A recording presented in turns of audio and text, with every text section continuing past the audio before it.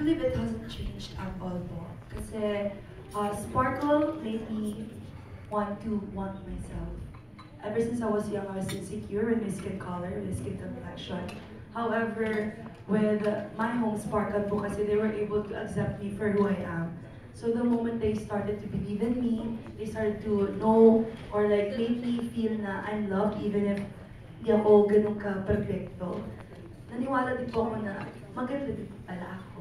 So ever since po my show business, my show business journey, it doesn't change at all. So when I entered, I was loved because I was myself, and until now, I'm still myself po. And now na tuloy-tuloy yung mga projects na binibigay sa'yo, itong endorsements, paano nakatulong yung BBL sa'yo and itong endorsement at and how do you handle your newfound popularity? Siguro I will start with the BBL po.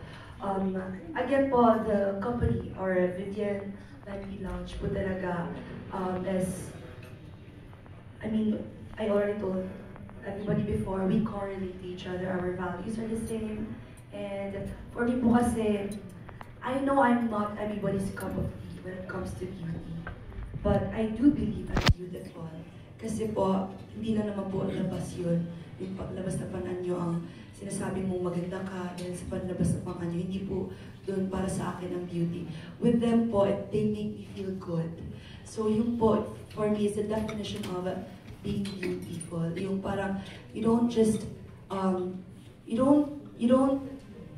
just believe that you're beautiful on the outside, but also on the inside. So with BBL, they correlate with the same values po. Kaya I'm just happy I'm with them. So with the company that they have, I'm pretty sure po I will feel good every single day. Pagpunta, lashes, nails, of course, I'm still a girl. I'm just a girl.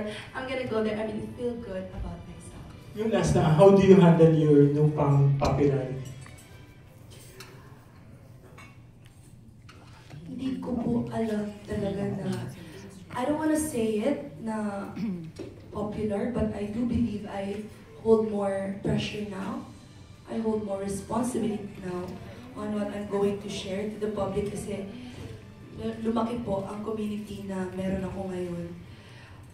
Ayoko sabihin talaga na, grabe naman siya kasikat, hindi naman talaga ganun, meron pa talaga mas grabe-grabe siya. Pero with what's happening, overwhelming po talaga ang support that I got from the fans. And until now, it has been 2 months. Hindi po ako nakakapagpahinga to actually sit down and try to, you know, realize everything that has been happening. Wala pa po ako sa point na yun sa buhay ko ngayon. I'm just really striking the iron while it's hot. So with now, I'm just really enjoying po. So with your question, siguro I wouldn't say I'm already in that phase po, pero I'm just enjoying every single piece of it.